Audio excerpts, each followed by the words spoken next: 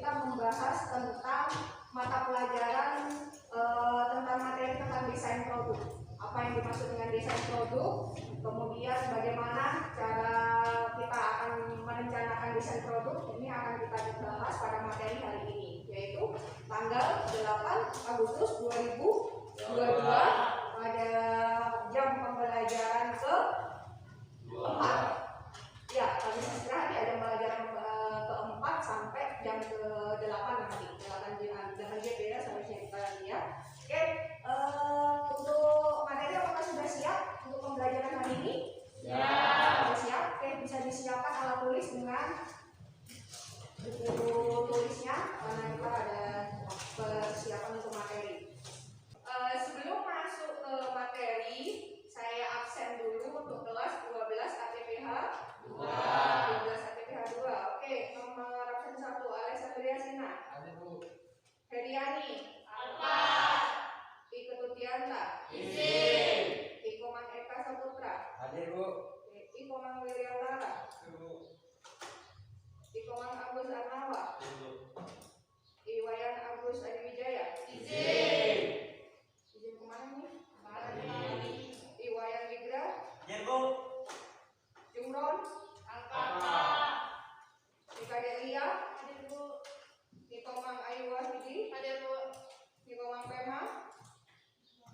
Izin ya. Nirana Yuni. Ada Bu. Kahil Ambar. Ada Bu. Saparudin Kalibu. Ada Bu. Susi. Ada Bu. Yohanes Sergurius. Apa? Ika Eli. Ada Bu. Oke, kita lanjutkan ke materi ya. Ada hari ini ya.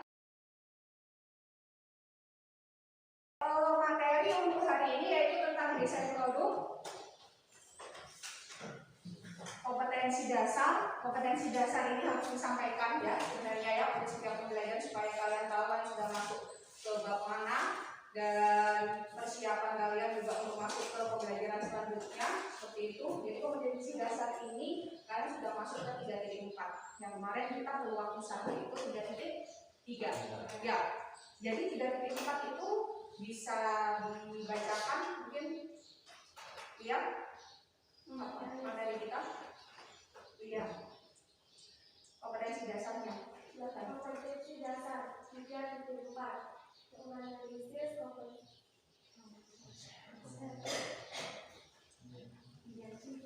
Menganalisis desain atau prototipe dan pembuatan produk barang atau jasa. Oke, yang kompetensi dasar 4.4 silakan dibaca Alex.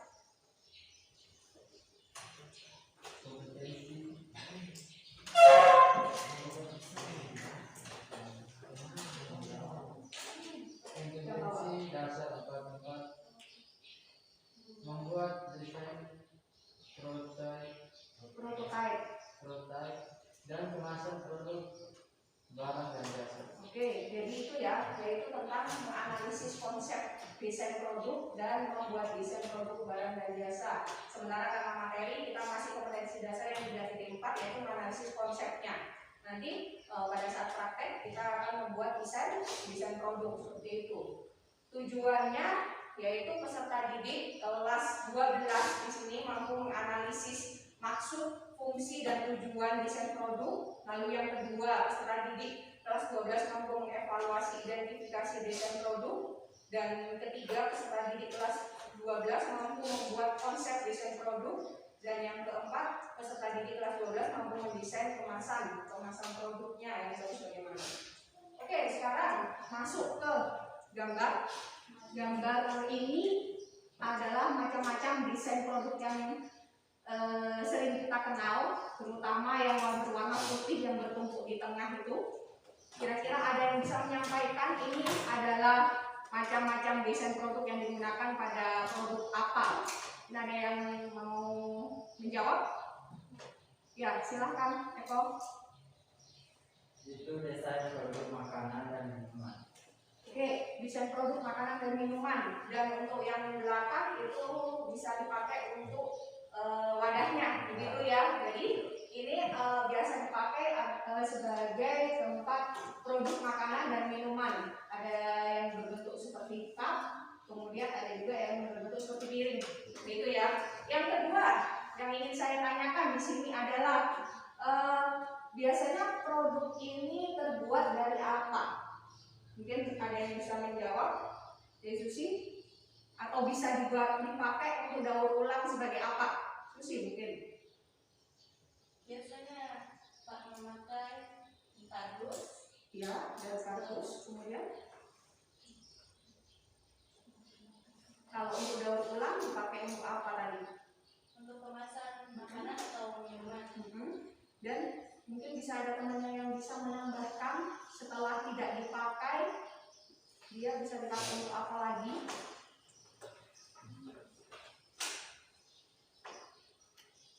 Langsung saya jawab. Bisa dipakai untuk apa? Pembibitan, ya. Jadi seperti wadah-wadah ini kan rentan dari styrofoam dan dari kardus benar kata Susi tadi. Jadi rentan untuk diolah kembali karena kadang kalau di sungai begitu dibuang di sungai itu bisa menghambat aliran sungai. Jadi kita bisa menggunakannya kembali. Kalau untuk cup itu bisa jadi juga untuk sebagai tempat bibit, tempat benih seperti itu ya. Karena kalian di sini kompetensi kaliannya ATPH, jadi biasanya menggunakan ini kembali seperti itu. Oke, next ini adalah pengertian desain produk. Desain produk itu bisa disebut dengan desain kemasan, yaitu ide pengembangan konsep, pengujian dan pelaksanaan manufaktur atau jasa. Desain produk sebagai alat manajemen untuk menerjemahkan hasil kegiatan penelitian dan pengembangan yang dilakukan sebelum menjadi rancangan yang nyata dan akan diproduksi atau dijual dengan menghasilkan laba. Jadi bayangkan kalian punya ide produk, ya. Kemudian ide produk itu tidak mungkin kan kita kemas, tidak kemas, gitu ya. Misalnya pupuk cair seperti itu. Apakah kalian akan menjualnya dengan menggunakan tangan begitu saja? Tidak menarik kan ya?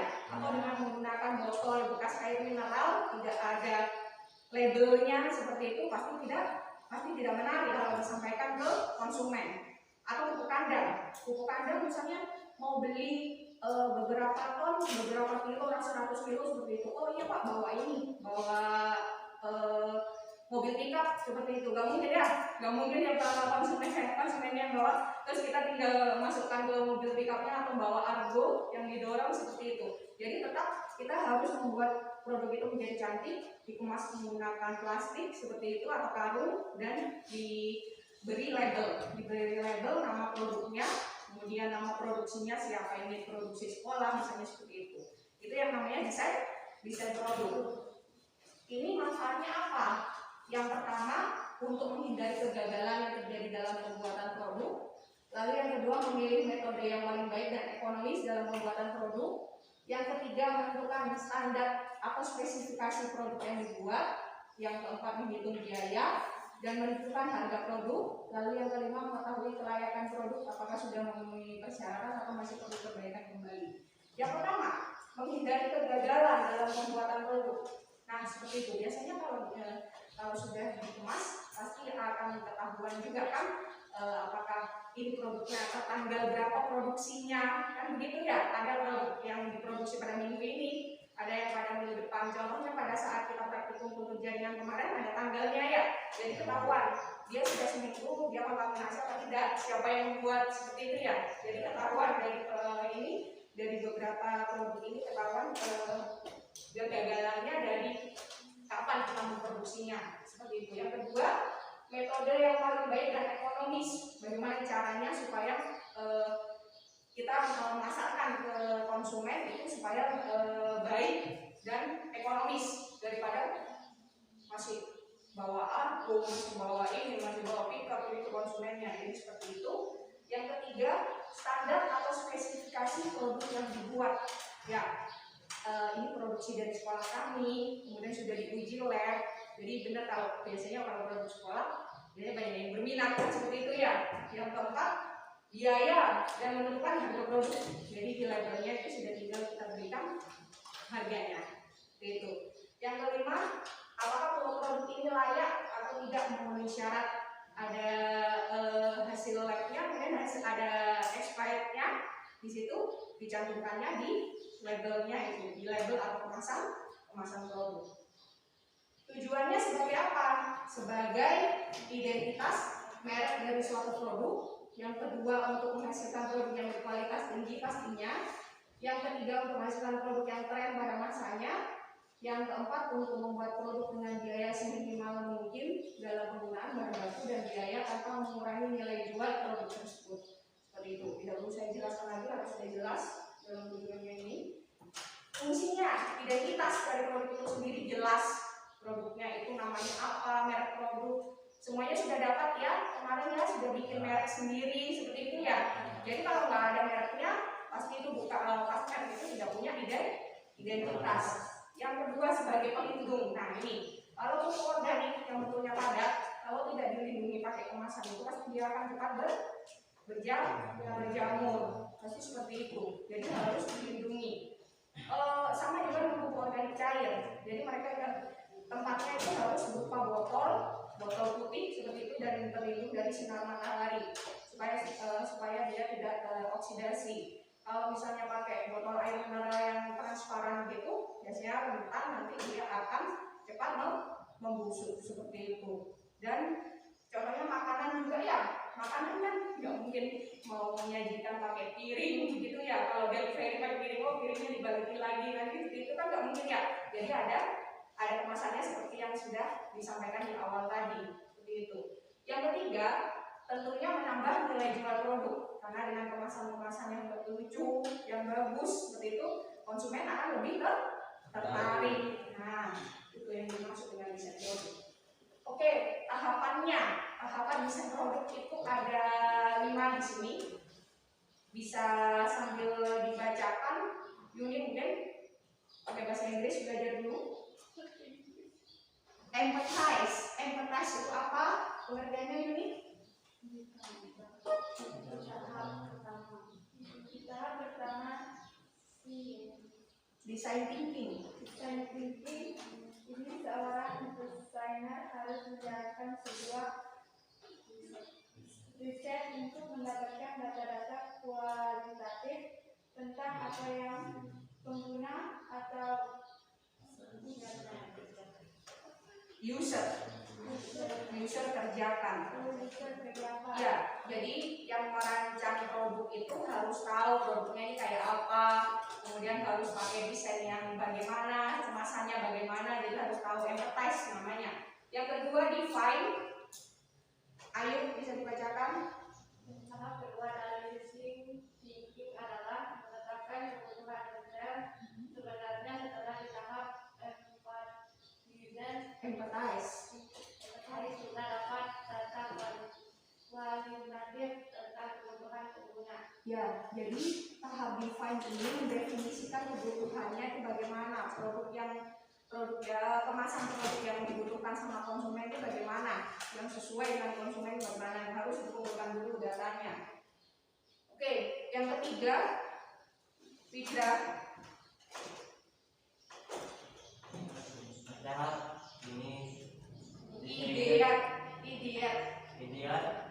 Tahap ini desainer mulai menciptakan gagasan dan ide yang ingin diterapkan untuk inovasi produk. Nah, mulai dirancang, mulai dibuat kemasannya. Maksudnya seperti idenya bagaimana. Yang keempat, Safarudin bisa dibaca prototype. Buatlah beberapa jumlah versi dan representasikan ide-ide kita dari menjadi sebuah produk yang sederhana. Langsung diperbanyak, maksudnya di sini prototype-nya langsung diperbanyak, kemasannya itu dan siap untuk dipasarkan ke konsumen. Yang kelima, Eko, baca Eko. Tahap ini adalah tahapan user atau pengguna sebenarnya mencoba produk yang kita desain untuk memvalidasi kebenaran kebutuhan user. Ya, jadi pada tahap terakhir yaitu tes, kita mulai coba apakah konsumen itu tertarik dengan produk-produk yang telah kita desain ini. untuk memvalidasi kebenaran kebutuhan para konsumen user di sini, maksudnya konsumen ya.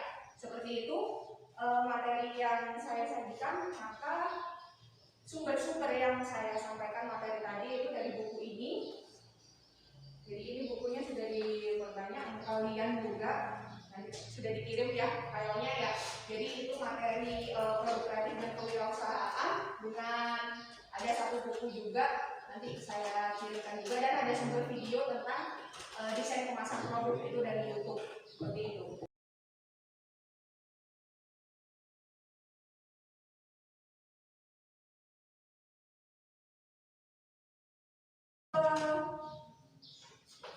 Lembar kerja peserta didik di sini ada tugas yang harus kalian lakukan. Ada forum diskusi dibagi 2 orang ya, satu kelompok 2 orang ya. Itu berapa siswanya? 12 tadi cukup ya, 2 orang nanti yang menyampaikan salah satu perwakilan dari kelompoknya ya.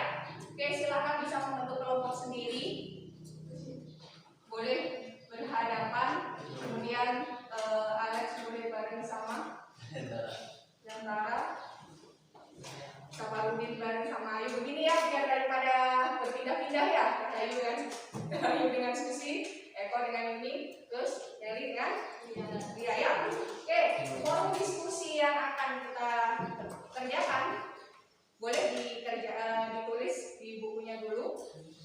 Setelah menyimak materi, perhatikan gambar jenis desain produk di atas. Dari desain produk tersebut, jelaskan bidang usaha dan produk apa yang cocok untuk desain tersebut. Silakan bisa didiskusikan rencana desain produk Anda berdasarkan kondisi lingkungan beserta kelompok Anda. Kondisi lingkungan yang sesuai dengan di Kabupaten Bogor. Boleh, silakan ditulis forum diskusinya ini, lembar LKPD-nya.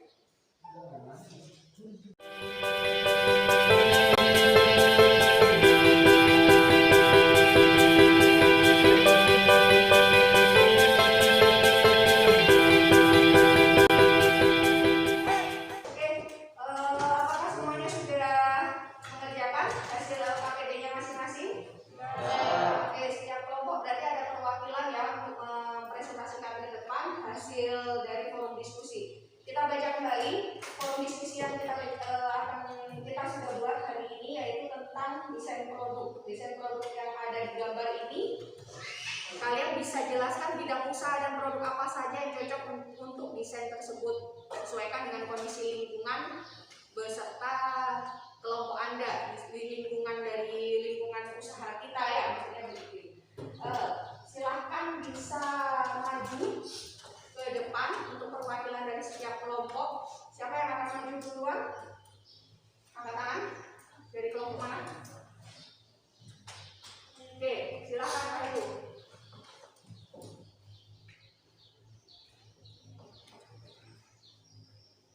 Assalamualaikum warahmatullahi wabarakatuh. Selamat siang dan Om Swastiastu. Perkenalkan, nama saya Raya Mulyasari, kelas 12 Kerja 2. Saya akan mempresentasikan hasil diskusi saya bersama kelompok. Desain kemasan ini merupakan desain untuk kemasan makanan ringan karena cocok untuk anak-anak sekolah atau orang dewasa. Kemasan ini menarik. Jadi kalian juga kelihatan di situ ada bagian ini ya, bagian transparannya. Jadi ketahuan dari situ bisa dilihat ini produk apa, kemudian bisa dilihat juga apakah masih layak dikonsumsi atau tidak. Seperti itu ya. Jadi untuk pemasaran produk makanan ringan atau snack biasanya ini juga sering dipakai. Biasanya juga yang belakang bisa untuk permen seperti itu ya, gula-gula soba bisa juga ya. Seperti itu. Jadi lebih menarik, tapi memang harganya lebih mahal daripada pakai plastik biasa, pakai lilin begitu ya. Oke, silakan ide yang bagus boleh kembali ke kursinya masing-masing. Saya tutup presentasi saya. Assalamualaikum warahmatullahi wabarakatuh. Selamat siang dan Om Swastiastu. Lanjut untuk kelompok selanjutnya.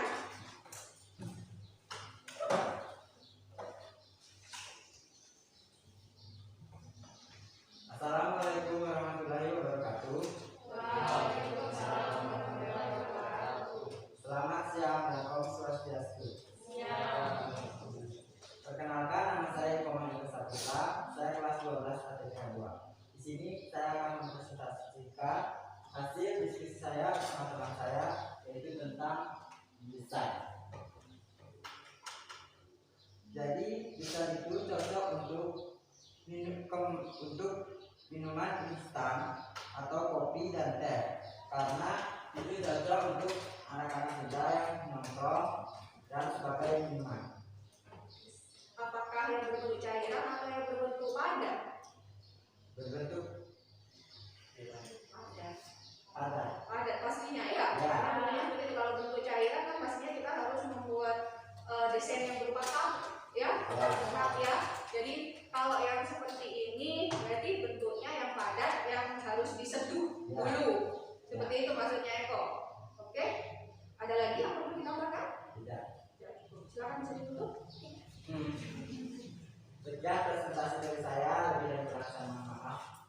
Wassalamualaikum warahmatullahi wabarakatuh. Selamat siang dan om santi. Oke, ada yang sudah mempresentasikan tadi, ada saya perwakilan aja, saya dari 2 orang tadi dari perwakilan kelompoknya. Jadi menyajikan tentang pendapatnya, yaitu tentang desain produk yang pada gambar ini cocok untuk digunakan yang pertama untuk makanan ringan atau snack.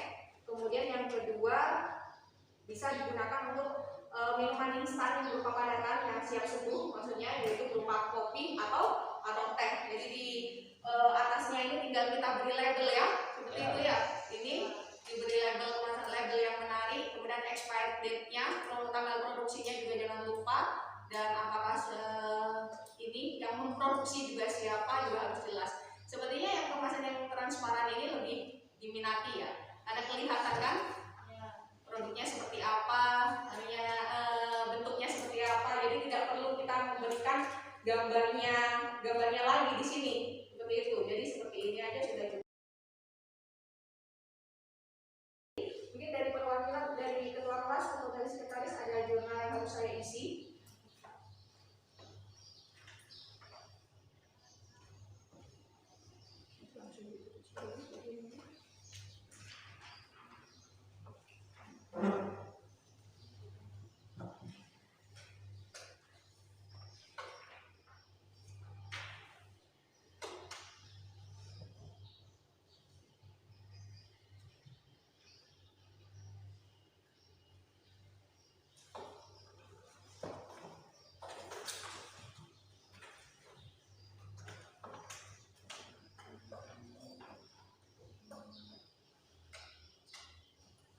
Materi kita untuk minggu ini tentang desain produk bisa kita akhiri, dan kita siap untuk materi selanjutnya pada minggu depan. Kalian persiapkan masih tentang desain produk, boleh sambil Google tentang macam-macam desain produk bagaimana ya, bisa Google di HP Android masing-masing tentang persiapan desain produk kita untuk minggu depan. Jadi saya akhiri, jangan lupa